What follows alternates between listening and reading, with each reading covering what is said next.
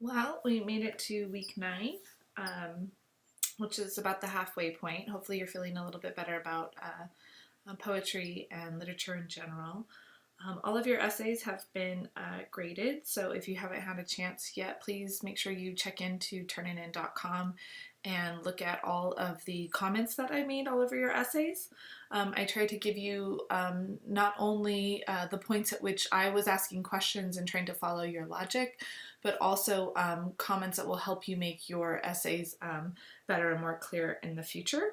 I do want to point out that actually 32 of you used a dictionary definition to start your essay.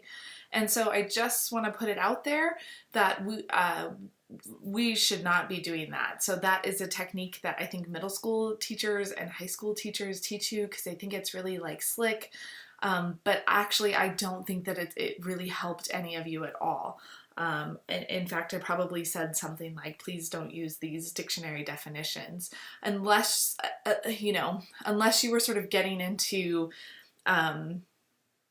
something else along the way regarding those particular definitions, but I don't think it helped in terms of defining culture. So not only that, but if 32 of you out of this class did it, that means that it just wasn't like an original idea anyways. So that said, let's make sure, please, that you also are reviewing MLA format. A lot of you got marked down for stuff like not doing your in-text citations correctly or your works cited page correctly. And in 1C, you have to have passed 1A, which teaches you the fundamentals of how to do MLA format. And many of you have had 1B, which of course you are already experts in MLA format by the time you get there. So I have the expectation that you will have either refreshed yourself or have asked some questions about that and basically would have nailed that. If you do have questions though, you can go to that Al Purdue webpage that I've shown you.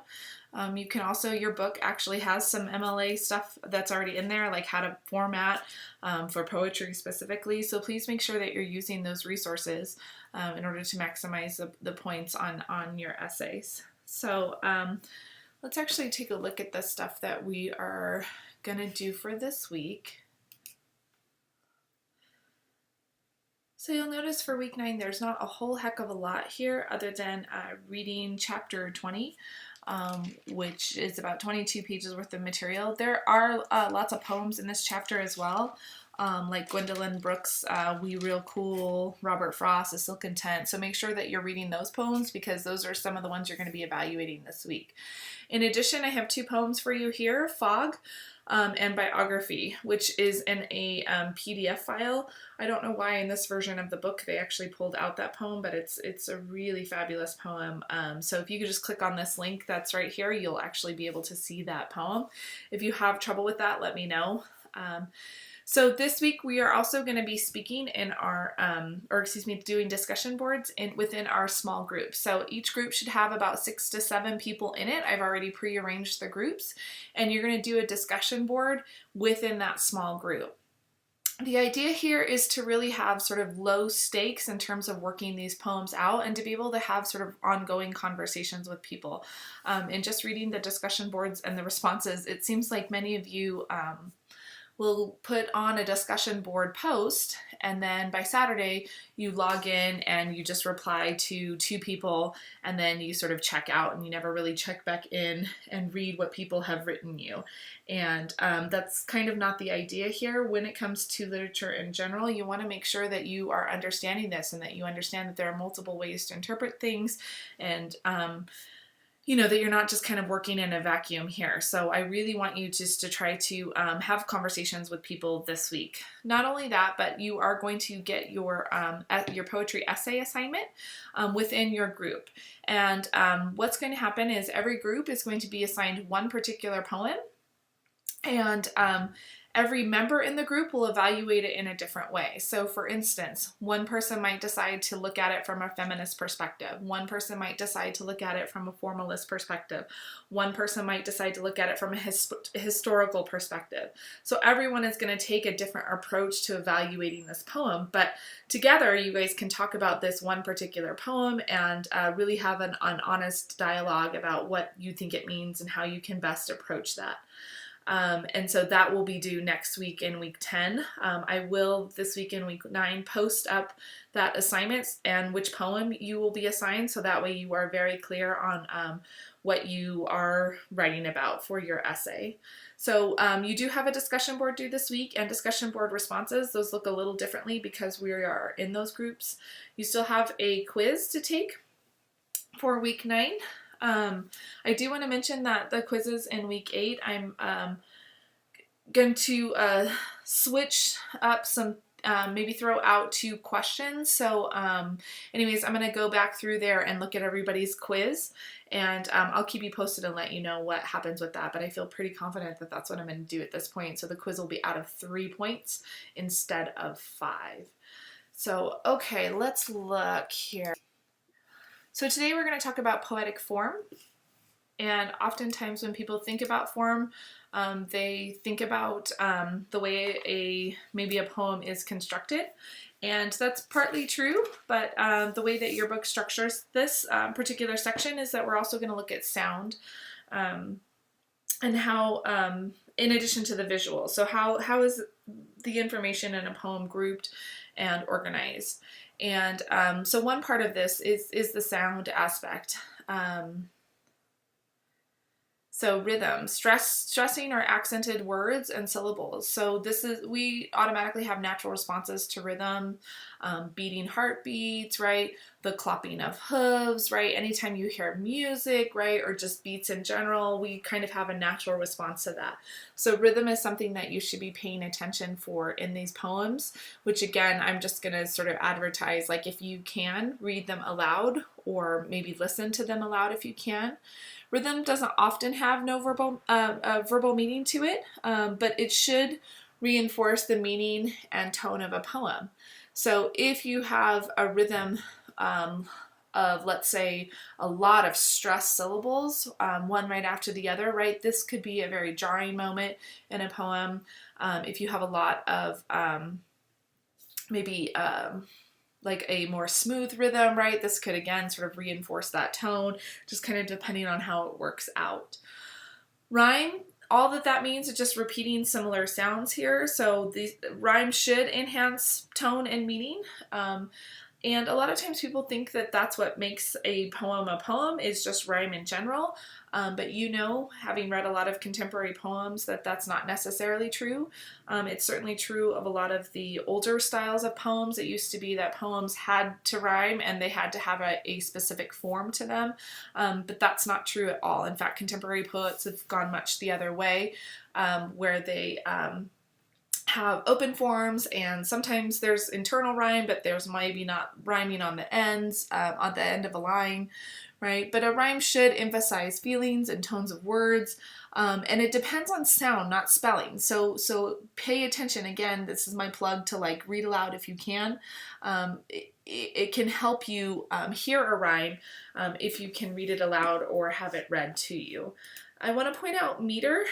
This seems to trip up a lot of new poetry students, but don't get overly stressed about this, okay? I want you to understand what meter is and what it does, but I don't want you to feel like you're going to have to scan every single poem that we come across, or the one that you're going to do for your essay. That's not necessarily true. You may find that it helps you, but it also can feel very overwhelming, I think, to beginners. But essentially all that this means is that in every line of poetry there are a number of feet. So this is just a unit of stressed and unstressed syllables. So if there's 2 feet in a line of poetry, we would call that a dimeter, right? If there's 6 feet in a line of poetry, that would be a hexameter. And so just looking at Shakespeare's poem, My Mistress's Eyes Are Nothing Like the Sun, if I were to break this up into feet, right, I would end up with 5 feet in this particular line. So this is pentameter. And if you do this for every single line in that particular poem, that ends up being, I think, mostly true. Every line in there is pentameter. Kinds of feet, so these are just regular patterns of syllables that are established, again, within one line of poetry. So an iamb, for instance, is a unit of unstressed and stressed syllables. A trochee is the opposite of that. It's a stressed syllable and then an unstressed syllable. There's more on page 433 if you want to take a look at that. But again, if I'm just looking at my mistress's eyes are nothing like the sun, we have unstressed, stressed, unstressed, stressed, unstressed, stressed, unstressed, stressed, right? That pattern repeats, which is an iamb. So we would say that this sonnet has an iambic pentameter, which means we have 5 feet within the line, right, of iambs. Again, unstressed and then stressed. I don't expect you to have all of those memorized. I'm not going to quiz you on what an anapest is, but again, I want you to be familiar with them. I do want you to know what iambic pentameter is, especially when it comes to sonnets in particular. Okay, so verbal devices. So several verbal devices that we use: alliteration, the repetition of initial stressed so consonant sounds in a series of words. Most of you are probably familiar with this. Let's see, your book gives you an example on 434. The soul selects her own society, right? So you get that S repeating sound, right? Alliteration doesn't have to reuse all the initial consonants, right? It could just be that initial sound, like pizza and place. Those are alliterate.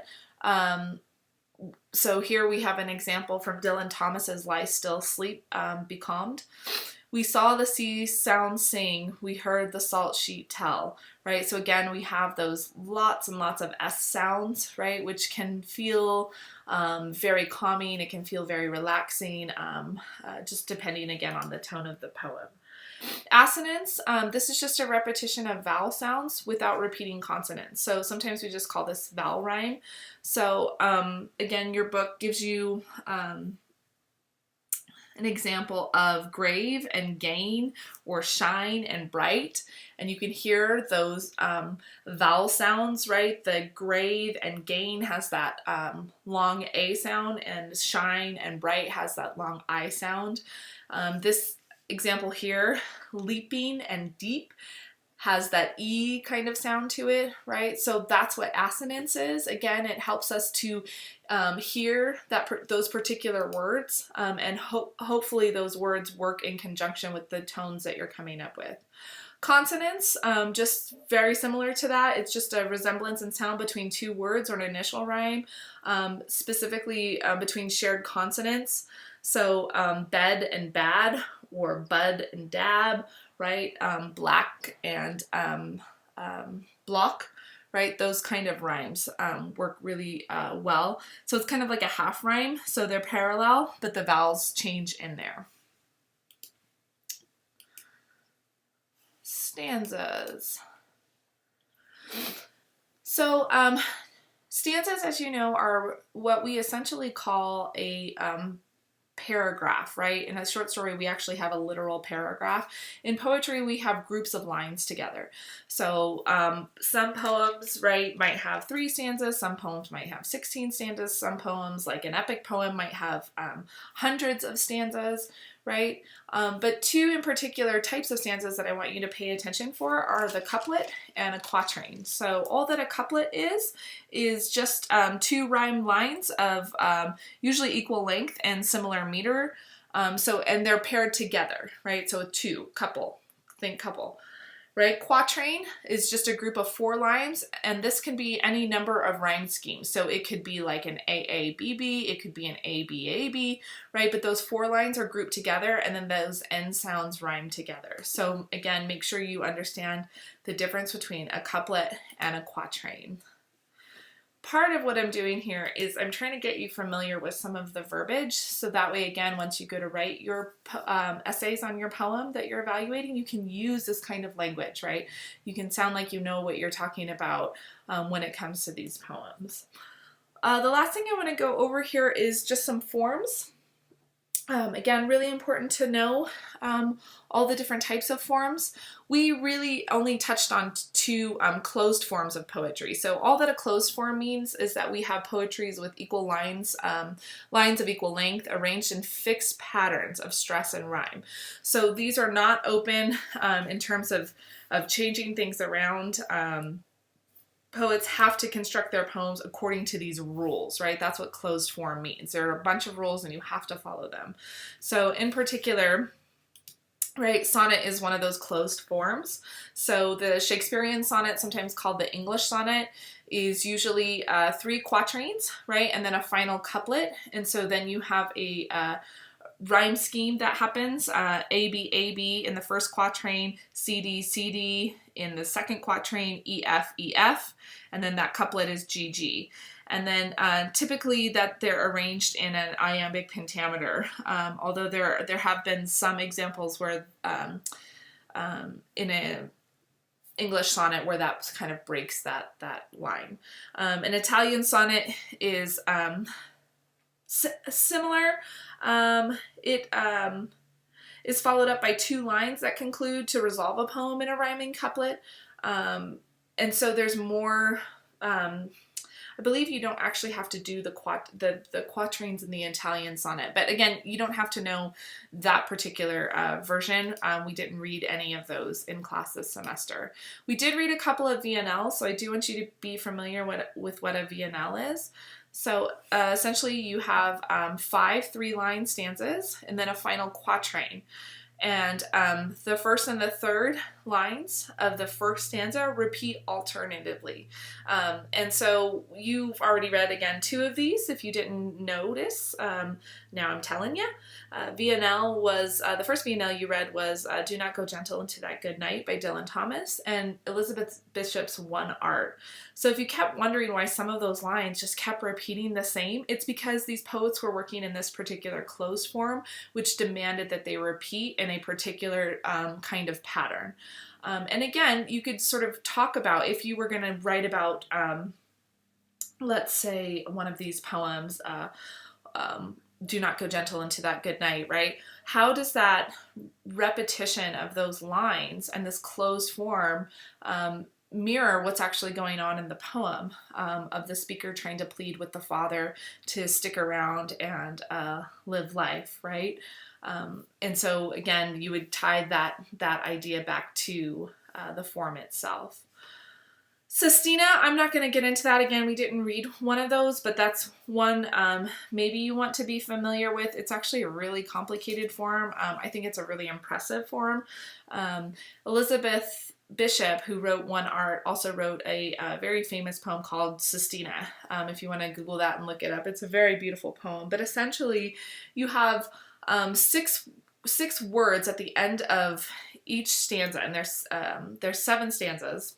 But the first 6 stanzas have these end words, right, at the end of each line, and those get repeated. So in the first stanza, right, here's line 1, 2, 3, 4, 5, 6. Well, you take those 6 words, and let's say we go to the second stanza, the end word on the final line in the first stanza becomes the first word. Then you move it along. See the 5th, right? The 2nd, the 4th. So it's a very structured form. And it's really, really hard to write a sestina without it just feeling like you're saying the same thing over. So again, we didn't read any of those. I'm not testing you on that. Just be familiar with that there's a lot, way more closed forms that I don't have time to get into, but I want you to appreciate those and understand that many of those exist. And that tends to be an older form of poetry. Sometimes I think that's what people think poetry actually is. It has to be in a particular form. It has to have rhyme, right? It has to have these fixed patterns. And that's only true really of more classic poetry. But in the modern day, a lot of modern poets actually prefer to write in open form, which just is varying lines. It avoids patterns of rhyme and rhythm. It still has it, but certainly it's much more open. So along that line, I want to mention free verse, which is an open form, so there's no set rhyme scheme, there's no basic meter. These poems do have rhyme and rhythm, but not in fixed patterns. So when you come across a rhyme or some noticeable rhythm, that's when the poet really wants you to pay attention. So open forms require special use of poetic technique because essentially you can just write something down and call it poetry, but these poets, again, just because they're working in a open form in free verse does not mean that they are necessarily slapping the first thing down on that comes to their mind and calling it poetry. They are still working with internal rhyme and assonance and consonants and tone and syntax and word order and all that kind of stuff.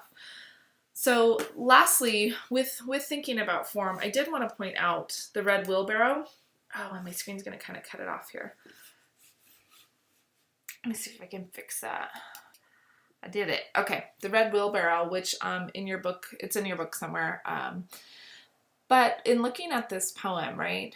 So we just by noticing, you might say, okay, well, this is an open form, doesn't seem to follow any particular pattern, and you would be correct. However, when it comes to form, I want you to also think of visual. What does this poem look like? Why might it be shaped the way it is? Why might the end of a line, why might there be, right, these words at the end of a line? So if we think about what a wheelbarrow is, it is an instrument used to, a very important tool to help people get, large, heavy stuff from one location to the next, right? It's also a very top-heavy thing, so if you've ever loaded up a wheelbarrow incorrectly, like I have many a times, right, it easily tips over on its little tiny wheel that it's on, right? So if I notice when I look at these 4 stanzas, right, what's really interesting about this particular pattern is that we have 3 words in the first line of each stanza and 1 small word, right, for the second line in each stanza. So each stanza, is built almost like a wheelbarrow here, right?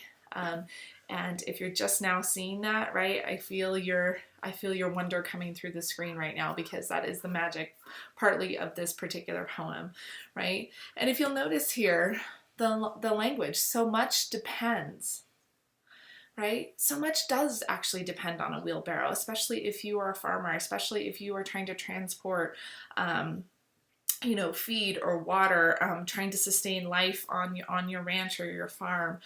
This is a tool that you absolutely would need. And that's part of what William Carlos Williams is getting at here. And again, so this is an open form. He's not working with anything particularly, but he specifically made these lines look the way they did in order to mirror what's going on here. The fragility of taking care of animals and others, and how dependent we are on rain and on tools in order to feed and sustain ourselves.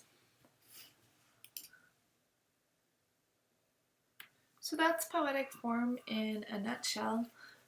Again, I want you to pay attention for those kinds of things when you're reading in this chapter this week. When you're looking at Gwendolyn Brooks' We Real Cool, I want you to think about why every line ends with the word we. What does that maybe emphasize or say about the poem? When you are looking at Billy Collins' sonnet, does it actually follow the rules of a sonnet? Does he break rules? If so, where? And does that emphasize a point?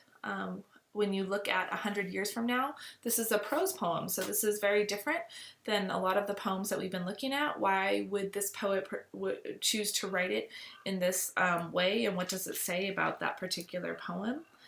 Again, I did assign reading on those blue pages at the end of the chapter, where the book walks you through how to actually write about form and what it might mean to a meaning of a poem.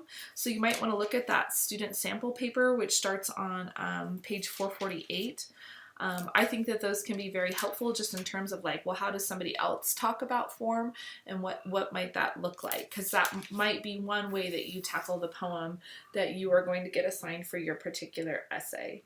Again, enjoy these poems as we are starting to wind down from poetry. I feel like a lot of you have started to really kind of get into get into poetry and realize that they're just so much more complicated and complex than you might have initially thought. And that's good, because that's why these things are literature. That's why they sustain over hundreds of years.